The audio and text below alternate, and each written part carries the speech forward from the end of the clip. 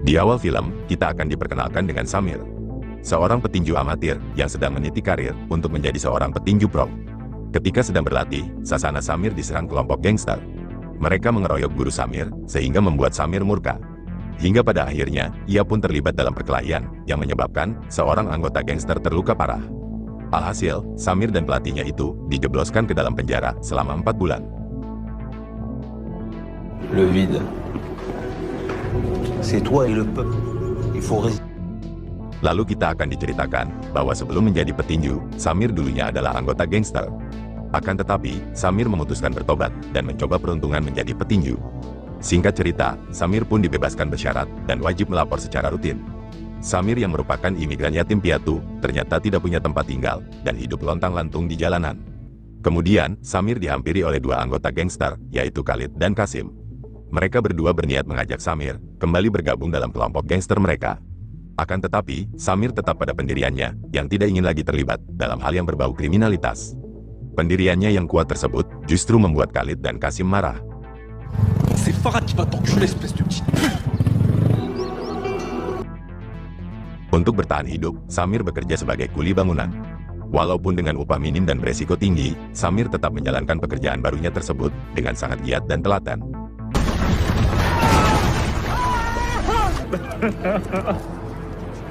Membuat kepala kontraktor menyukai Samir yang tidak banyak tingkah dan bersungguh-sungguh dalam bekerja.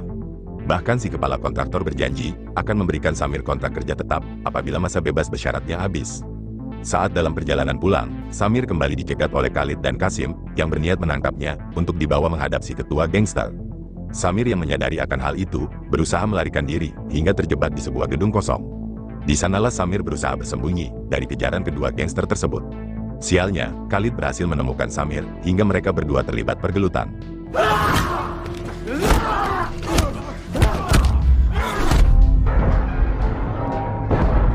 Dalam pergelutan tersebut, Samir tanpa sengaja menjatuhkan Khalid hingga membuatnya tewas seketika. Tentu Samir sangat panik karena Khalid adalah adik si ketua gangster. Yang mana si ketua gangster tersebut sudah pasti akan membunuh Samir untuk balas dendam. Ditambah lagi, Samir masih dalam masa bebas bersyarat. Atas dasar itulah, Samir memutuskan hengkang dari Paris dan bersembunyi ke negara Thailand.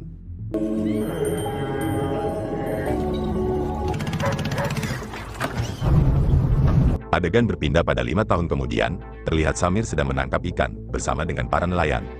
Meskipun ia adalah orang asing, tetapi Samir diterima baik oleh semua warga di kota tersebut. Semua itu berkat sikap Samir yang ramah, baik dan juga rajin. Samir juga ternyata sudah menikah dan memiliki seorang anak angkat bernama Dara yang mereka sayangi seperti anak kandung sendiri.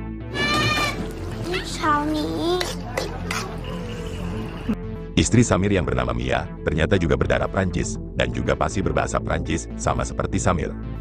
Ternyata, pekerjaan utama Samir adalah sebagai supir hotel yang khusus untuk menjemput turis dari luar.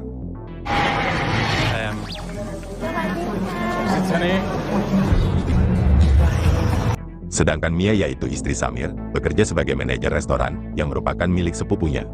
Sepupu Mia ini bernama Tom yang diketahui suka sekali berjudi. Tak jarang ia menilap uang restoran demi melampiaskan hobi buruknya tersebut sehingga membuat Mia kesal. Dan setiap kali diomeli oleh Mia, Tom selalu menjawab kalau ia akan mengganti uang restoran yang ia tilap tersebut.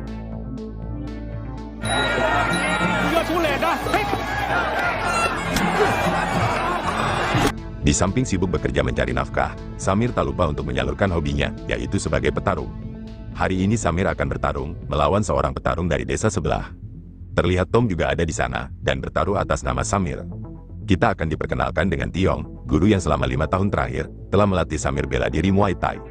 Diketahui kalau Tiong jugalah orang pertama yang menyambut baik kepindahan Samir di kota tersebut. Setelah persiapan selesai, pertarungan pun akhirnya dimulai. Pada pertarungan pertama ini, Samir keluar sebagai pemenang, sehingga membuat Tom kegirangan.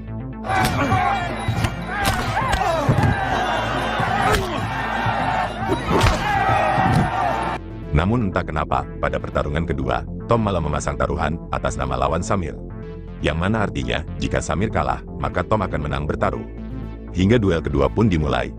Sebenarnya, Samir bisa dengan mudah mengalahkan lawannya tersebut. Akan tetapi, Samir sengaja kalah demi uang.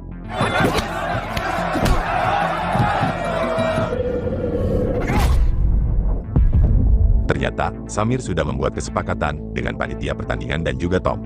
Apabila Samir mau sengaja kalah pada duel kali ini, maka ia akan dibayar sangat mahal. Ternyata, itulah yang menjadi alasan Tom memasang taruhan atas nama lawan Samir. Tiong yang baru mengetahui akan hal itu, jelas sangat kecewa dengan Samir. Karena ia sudah susah payah melatih Samir, tetapi muridnya itu malah sengaja kalah cuma demi uang. Samir pun langsung meminta maaf kepada si pelatih, dan mengatakan kalau ia sedang butuh uang untuk menghidupi anak dan istrinya. Samir sama sekali tidak bermaksud meremehkan bela diri Muay Thai yang sudah diajarkan oleh si pelatih. Kemudian, si panitia pertandingan memberikan Samir uang imbalan yang sudah mereka sepakati dari awal.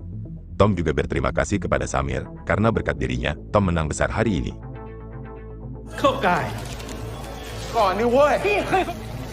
Thanks, bro. Di keesokan harinya, Samir membawa Mia untuk melihat tanah yang akan mereka beli.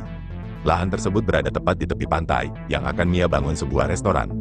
Ternyata, itulah alasan Samir banting tulang, termasuk sengaja kalah hingga babak belur, demi bisa mewujudkan mimpi istrinya tersebut.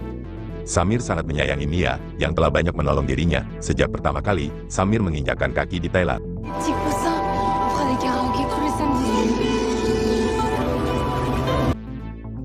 Di keesokan harinya, Samir dan Mia mendatangi kantor perdagangan guna mengurus surat tanah yang nantinya akan mereka beli. Akan tetapi, petugas yang mengurus surat tersebut tampak tidak begitu menyukai Samir, yang merupakan warga negara asing. Bahkan, si petugas itu sengaja menghasut si pemilik tanah untuk menaikkan harga tanahnya hingga menjadi 3 kali lipat lebih mahal.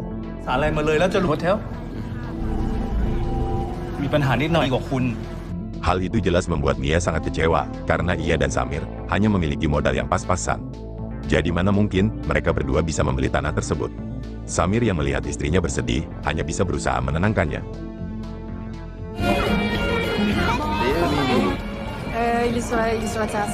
Lalu di malam harinya, Samir menemui Tom. Samir menceritakan terkait tanah yang akan Mia beli, namun mengalami kendala, karena si pemilik menaikkan harga tanahnya hingga 3 kali lipat secara mendadak.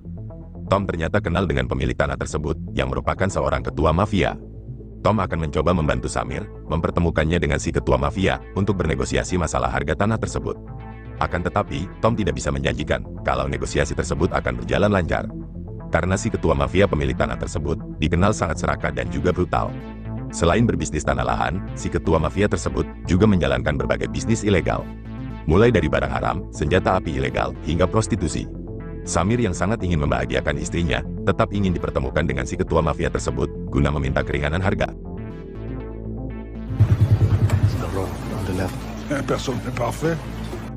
Singkat cerita, Samir dan Tom bertemu langsung dengan si ketua mafia tersebut, yang diketahui bernama Rayong. Rayong ternyata adalah orang Prancis, yang sudah puluhan tahun menetap di Thailand. Sama seperti Samir, Rayong dulunya juga merupakan pelarian dari masalah besar di Prancis. Setelah cukup berbasa-basi, Samir langsung mengutarakan tujuan utamanya menemui Rayong, yaitu bertanya kenapa Rayong tiba-tiba saja menaikkan harga tanahnya, yang mana nominalnya sangat tidak masuk akal, alias tidak sesuai dengan harga pasar. Rayong pun menjelaskan kalau itu adalah tanah miliknya, dan ia punya hak penuh menjualnya dengan harga berapapun. Namun Rayong bersedia memberikan tanah itu secara gratis kepada Samir, tapi ada syaratnya. Samir harus menyelesaikan satu tugas dari Rayong, yaitu menyelundupkan paket barang haram ke bandara. Ternyata Rayong tahu kalau Samir bekerja sebagai supir hotel yang terbiasa bolak-balik ke bandara untuk menjemput turis dari luar. Jelas saja Samir menolak terjun lagi ke dunia hitam yang sudah lama ia tinggalkan, meskipun pekerjaan tersebut terbilang gampang, karena Samir kenal dengan banyak petugas di bandara.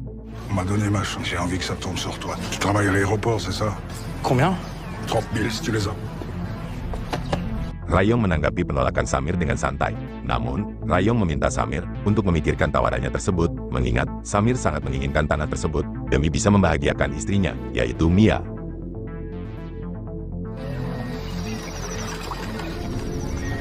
Setelah berpikir panjang, akhirnya Samir memutuskan menerima tawaran dari Kayong. Langkah ini terpaksa Samir ambil demi bisa membahagiakan istrinya. Di keesokan harinya, Kayong dan Samir bertemu di suatu tempat. Barang haram tersebut juga sudah Kayong paketkan di dalam beberapa buah patung mainan, yang mana Samir hanya ditugaskan menyerahkan paket barang haram tersebut kepada seorang petugas di dalam bandara yang merupakan anak buah Kayong. Sebelum pergi, Kayong sempat memperingatkan Samir agar menjaga paket tersebut sebaik mungkin.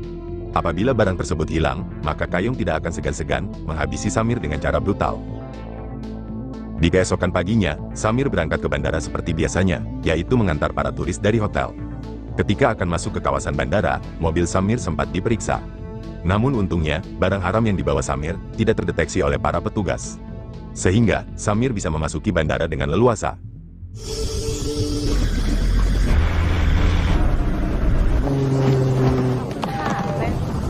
Ternyata, Kayong sudah ada di luar bandara tersebut, guna memantau tugas yang dijalankan Samir. Saat akan melewati pemeriksaan selanjutnya, Samir bisa masuk dengan mudah, karena petugas yang memeriksanya tersebut sudah sangat kenal dengan Samir. Sampai pada akhirnya, Samir bertemu dengan si petugas, yang merupakan anak buah Kayong. Samir pun bersiap akan menyerahkan koper barang haram tersebut, sesuai perintah dari Kayong si ketua mafia. Namun tanpa disangka, para polisi sudah memantau penyerahan tersebut. Dan mereka pun langsung meringkus si petugas, dan juga Samir. Menyadari situasi sudah berubah kacau, Samir pun bergegas melarikan diri.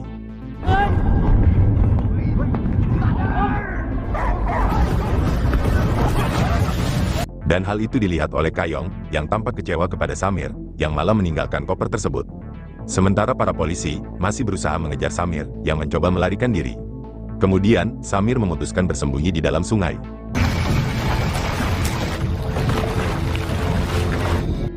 Setelah para polisi itu pergi, Samir bergegas pulang ke rumah. Kemudian, Samir mengajak istri dan anaknya untuk segera pergi sejauh mungkin. Mia yang panik dan ketakutan, hanya menuruti saja perintah Samir.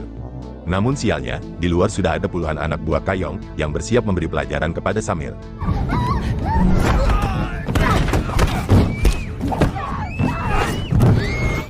Samir sempat melakukan perlawanan, namun tenaganya seketika melemah saat melihat anaknya akan diculik.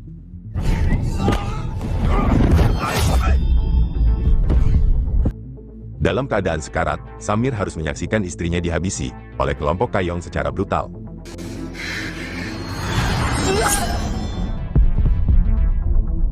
Setelah itu, tangan kanan Kayong menyirami rumah Samir dengan bensin. Di waktu yang sama, Kayong pun muncul dan langsung membakar rumah Samir.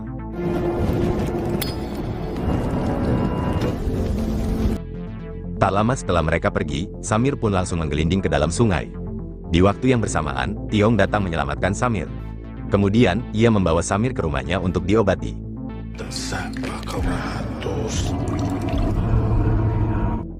Setelah sebulan menjalani pengobatan tradisional, keadaan Samir pun sudah mulai membaik. Samir lantas berhalusinasi, melihat bayangan mendiang istrinya, yang seperti menyemangati Samir untuk bangkit, demi menyelamatkan putrinya, yang diculik oleh Kayong.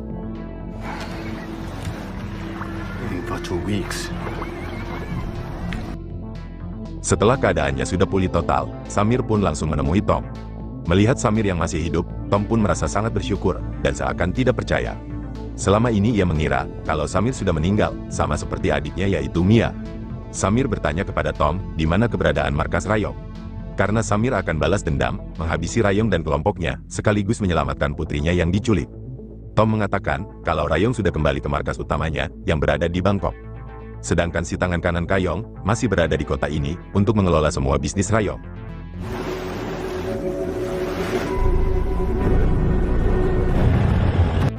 Setelah mendapatkan alamat tangan kanan Rayong, Samir pun segera meluncur ke sana. Sesampainya di markas tersebut, Samir langsung menyusup secara mengendap. Ternyata, di markas tersebut, tangan kanan Kayong sedang berpesta. Setelah berhasil masuk, Samir langsung membantai anak buah si tangan kanan, yang ikut terlibat dalam membunuh istrinya.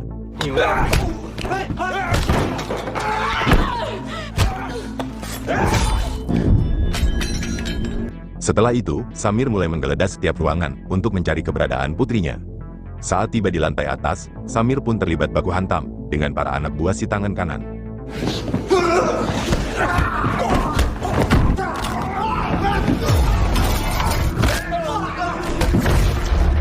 Setelah berhasil membantai mereka semua, Samir pun bergelut dengan si tangan kanan. Setelah berhasil membuat posisi si tangan kanan terpojok, Samir langsung bertanya, di mana putrinya disekap. Akan tetapi, si tangan kanan enggan menjawab, dan malah meludahi Samir. Hingga tanpa ragu lagi, Samir langsung menghabisi si tangan kanan. Kemudian, Samir bertanya kepada semua orang di sana, apakah mereka pernah melihat putrinya. Salah satu dari mereka lantas menjawab, kalau putri Samir dibawa oleh Kayong ke Bangkok. Sekembalinya ke rumah, Samir langsung menceritakan kepada Tiong, kalau putrinya ternyata masih hidup, namun dibawa oleh Kayong ke Bangkok. Mengetahui akan hal itu, Tiong sangat lega dan bersyukur. Ia pun bersedia berangkat ke Bangkok, bersama Samir untuk menyelamatkan putrinya. From father and father's amulet. Yeah. Di keesokan harinya, Samir dan Tiong mulai bergerak menuju ke Bangkok. Sebelum mereka pergi, Tom sempat memberitahu Samir alamat salah satu markas Rayong di Bangkok. Yang mana kemungkinan besar, Putri Samir disekap di sana, bersama para sandera bocil yang lain. Tom yang tidak bisa berduel, memutuskan untuk tidak ikut, daripada nanti menyusahkan Samir saja.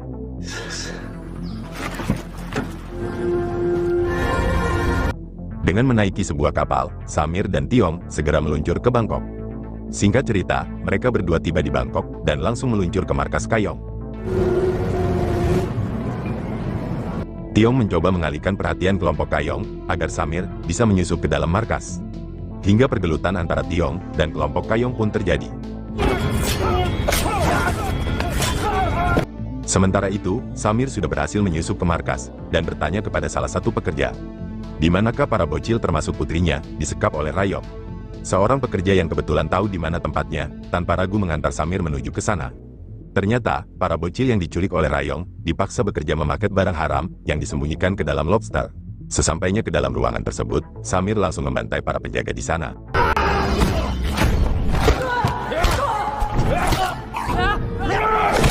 Setelah berhasil membantai mereka semua, Samir kembali bertanya, apakah putrinya ada bersama mereka. Si wanita tadi pun menjawab, ada satu orang bocil yang tadi malam dibawa oleh seseorang. Kemungkinan besar bocil tersebut adalah putri Samir. Wanita ini juga memberitahu Samir di mana keberadaan Rayong sekarang. Yang mana ternyata Rayong berada di lantai atas. Kemudian, Samir menyuruh wanita ini untuk membawa para bocil ini melarikan diri dari markas tersebut. Sementara itu, Rayong sudah mengetahui kedatangan Samir lewat CCTV. Namun Rayong terlihat tidak gentar sedikit pun, karena di lantai atas tersebut, ia dilindungi oleh puluhan anak buahnya, yang tidak akan mampu dikalahkan oleh Samir. Sesampainya di lantai atas, Samir kembali terlibat baku hantam, dengan puluhan anak buah Rayong.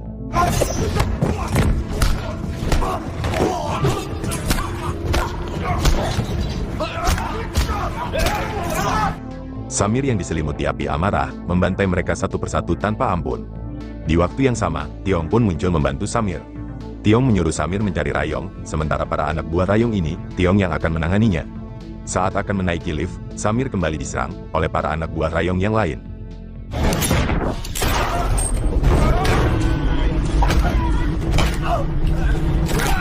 Namun Samir berhasil membantai mereka semua, meskipun dirinya juga terluka cukup parah.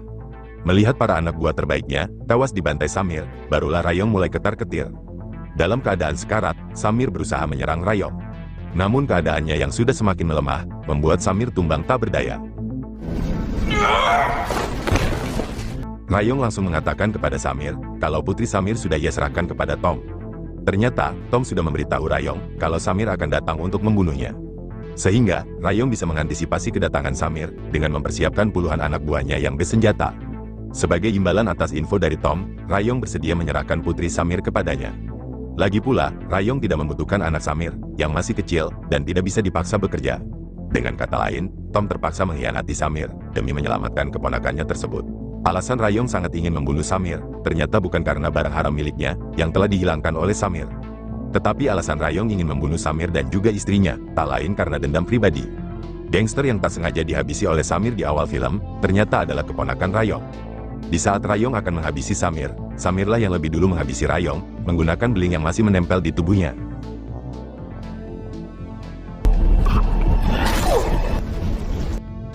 Setelah itu, Samir menghampiri Tiong yang kelelahan, karena baru saja membrutal, membantai puluhan anak buah Rayong.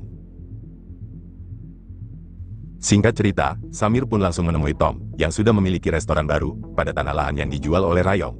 Tom meminta maaf kepada Samir, karena telah dengan terpaksa mengkhianatinya.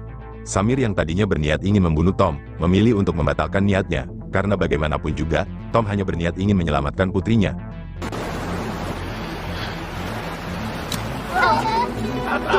Di akhir film, Samir pun bergegas membawa putrinya pergi jauh, karena ia yakin, si ketua gangster yaitu keponakan Rayong, pasti akan segera memburu Samir, untuk balas dendam atas kematian adiknya yaitu Khalid, dan juga pamannya yaitu Rayong. Lalu film pun selesai.